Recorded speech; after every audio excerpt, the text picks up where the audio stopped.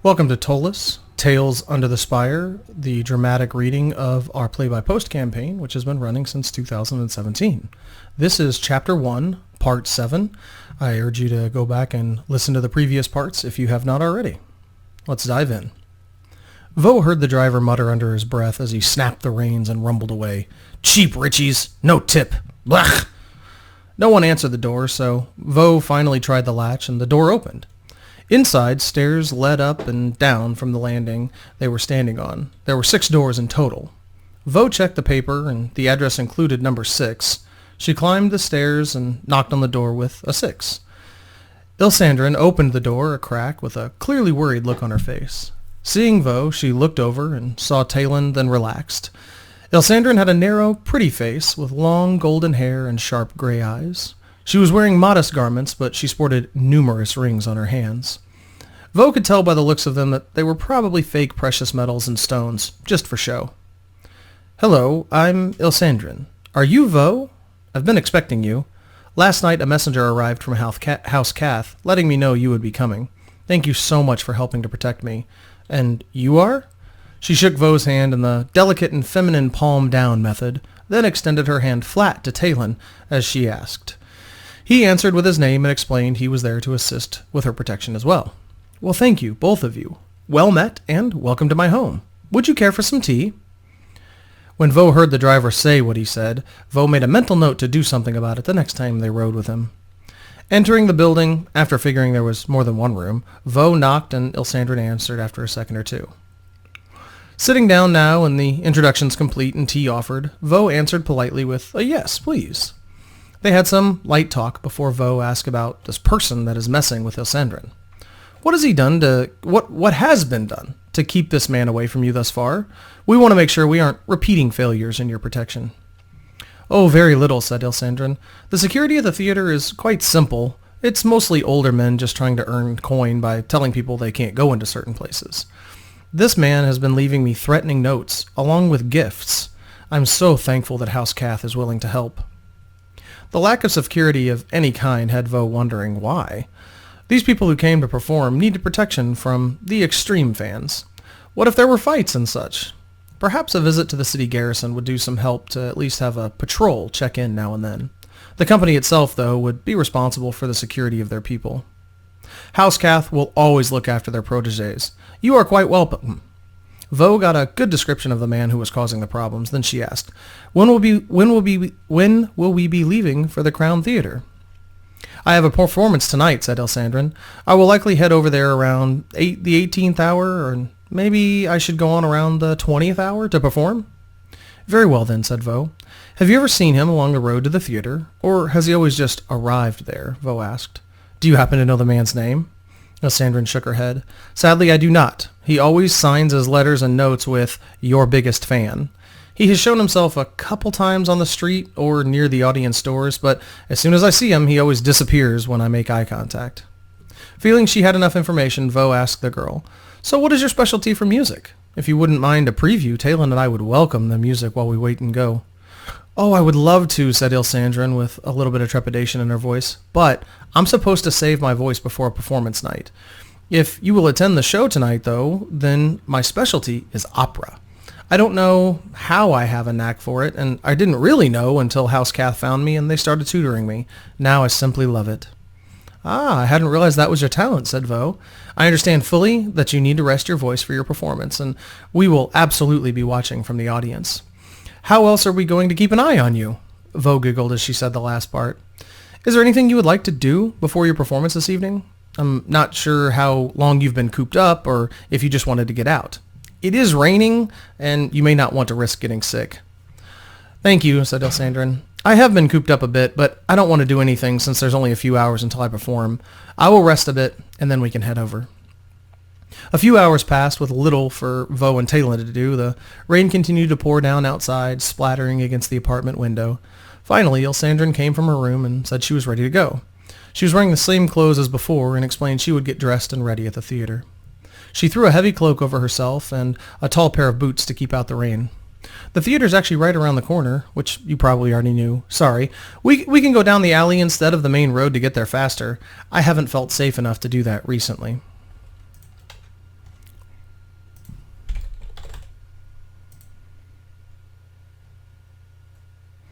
Here is the Cloud Theater in Midtown. When Ilsandrin came through the door and said she was ready, Vo rose to her feet. If it's faster, we can take the alleyway, and then we would have as little rainfall on us as possible. She looked at Talon. Would you like to go first, then I can go behind Ilsandrin to protect her, or if something happens? Talon was happy to comply, and with his cloak pulled over but left open for easy access to his weapons, they strode out the door and down the alley into the rear entrance of the Cloud, easily and without opposition. Ilsandrin was visibly relieved as they shut the door and then locked the exterior door behind them. She led them to a dressing room with several lockers. Opening one, she retrieved a series of garments and moved into the changing room to prepare.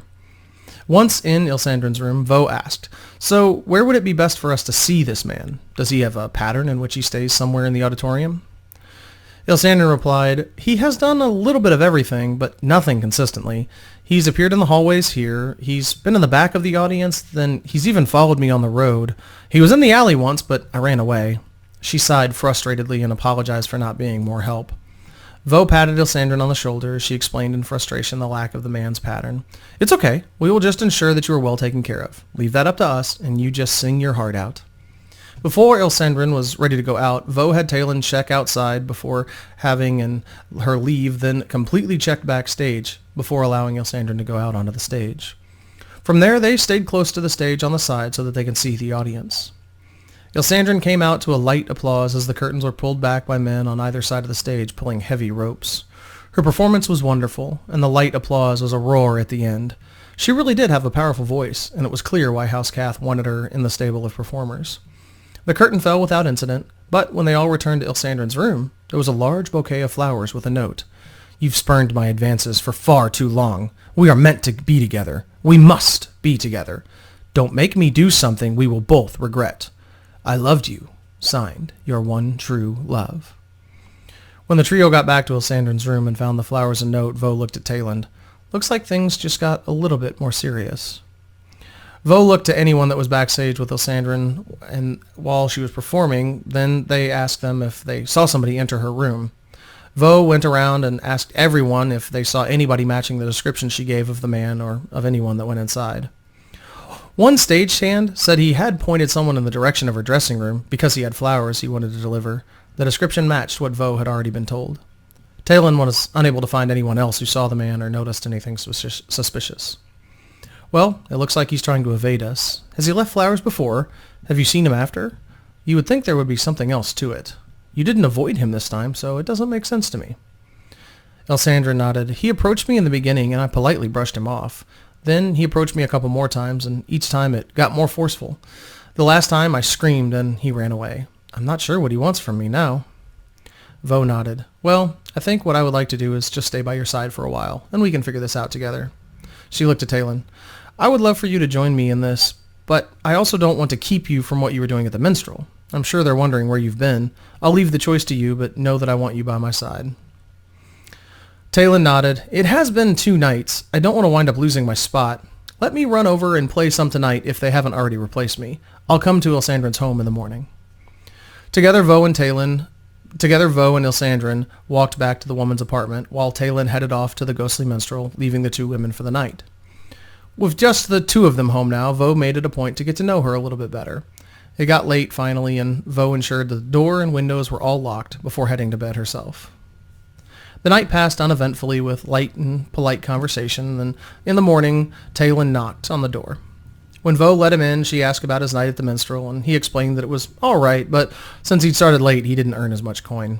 Drunks don't typically tip as well as the earlier patrons. Nevertheless, he was happy to be back there with Vo and doing something more exciting.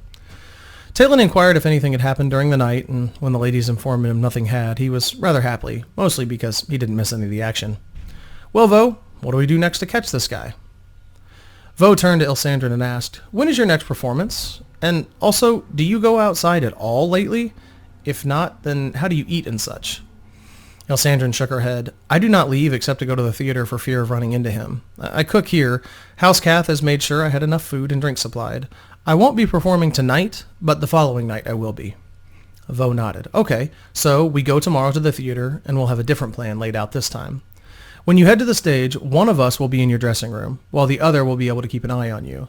I'll speak to all the backstage people to tell them that if anyone comes matching his description and wants to go to the dressing room, to point him in the right direction and get whomever is watching you.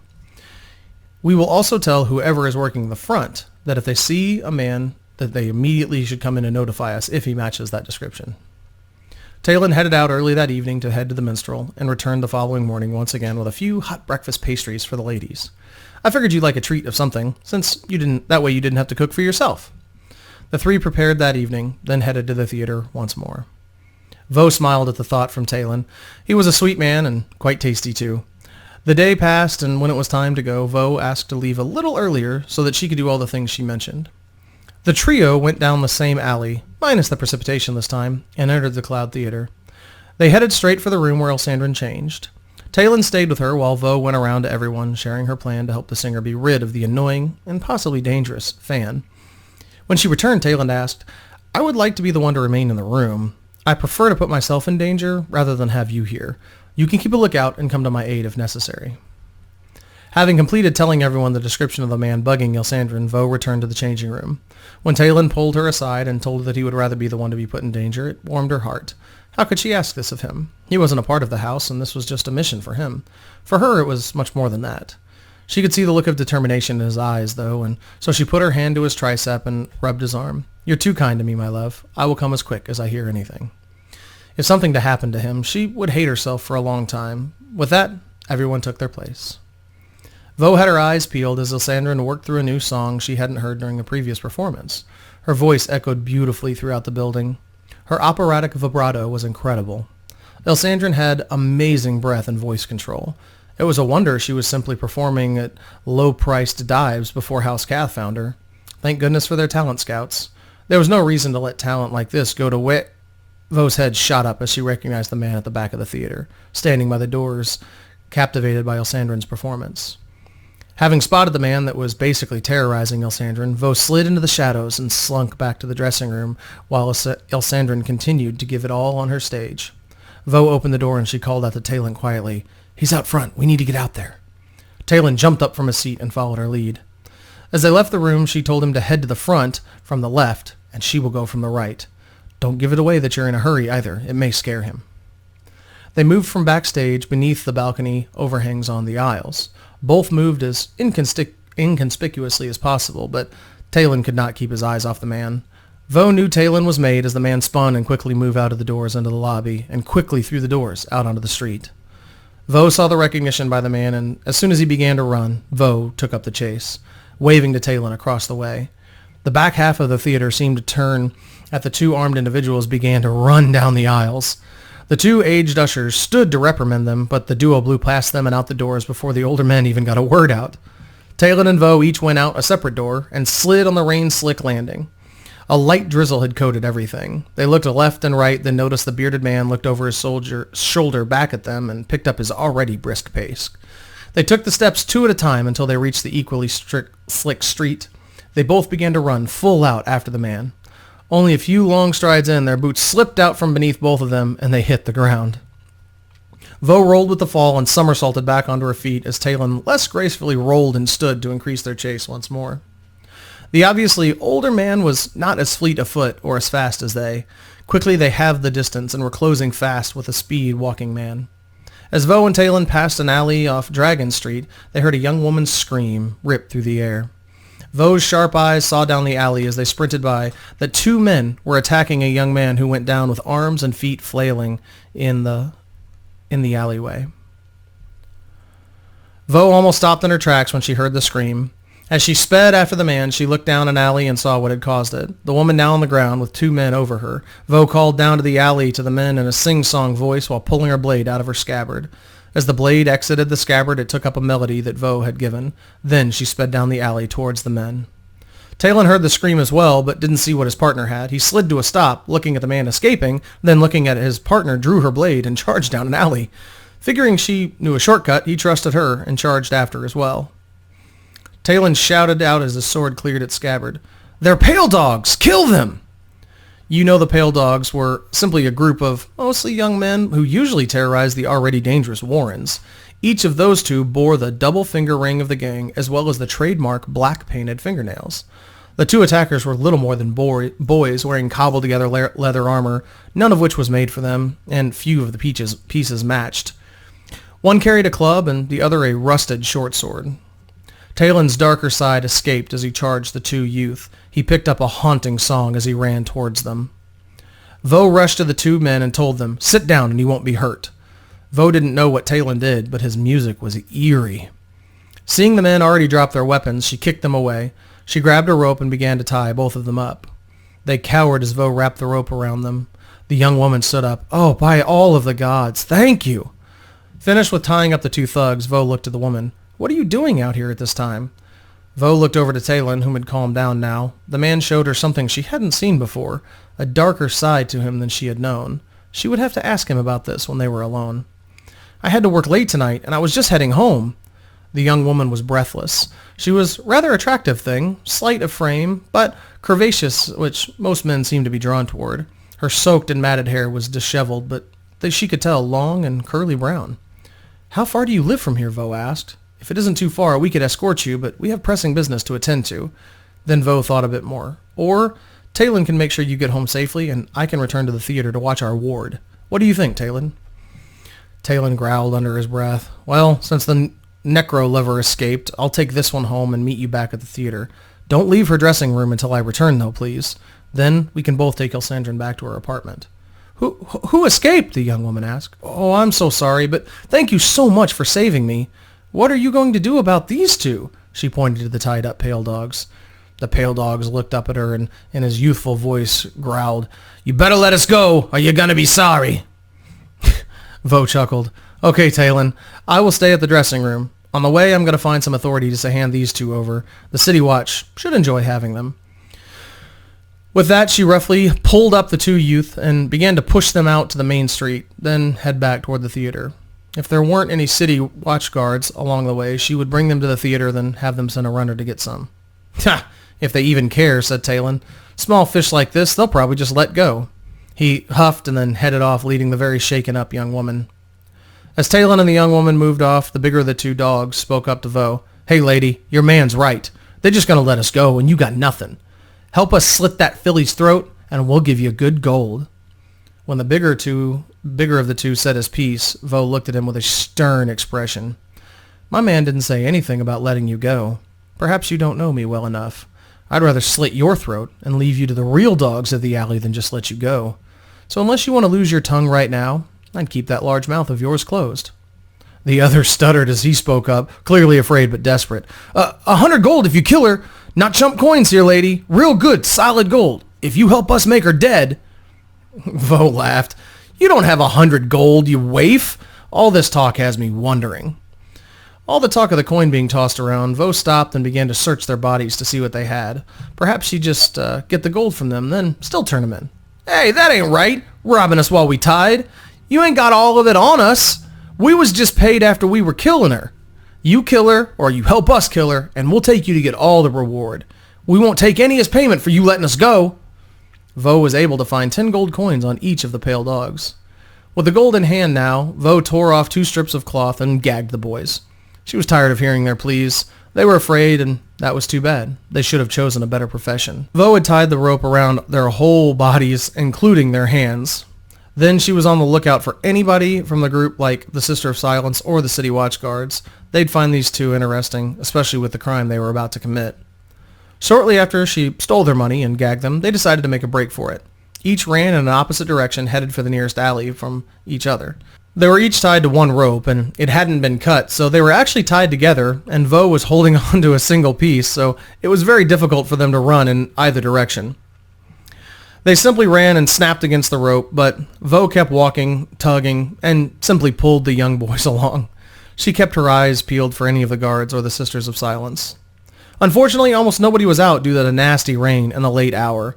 She was able to make it all the way back to the theater without encountering another soul. Once inside, Vo took the boys to the security and handed them over. These boys were trying to murder a female outside. Please notify the officials and get them to come over and pick them up. The charge is attempted murder and assault. The witness will be able to provide details if questioned. My companion has her information and will supply that to the official. Vo made sure the pale dogs were taken care of before heading back to the dressing room. Ilsandrin was fit to be tied when Vo knocked on the locked door. Ilsandrin opened it a crack and peeked out. The woman threw the door open and resumed pacing. "Where did you go? You abandoned me up there. I almost couldn't finish my show. I was panicking so bad." Ilsandrin paced back and forth, practically panting for breath. Vo talked soothingly, with a slight tinge of melody to her voice to calm the spirits of the woman. "When I was peering out at the audience, I spotted the man. I went to get Talon, and we went to the front to catch the man. He spotted Talon and ran outside. We took up the chase, but unfortunately we lost him in the rain. Talon should be back shortly, though. I'm here now. Can I get you anything?" Ilsandrin calmed down with each word Vo spoke, then finally sat down. She spoke in an exhausted whisper, slumping over, elbows on her knees. "So you lost him? He got away? Oh no. Now what do we do?" Talon returned about an hour later. "I got the girl home. She was really shook up." When Talon came in, Vo was just about to explain what their next move was. "Oh, great. Thank you for doing that. The 2 youth are in custody as well." Turning back to Ilsandrin, she said, "Listen, nothing changes for us. We just keep doing what we're doing before. The man knows now that others are after him, so he's likely going to be a little more cautious with his actions. I think we may need to set a trap for him next. When is your next performance?" Ilsandrin shook her head, still visibly disturbed by the events of the evening. I don't perform again until the first day of next week, so we have a few days."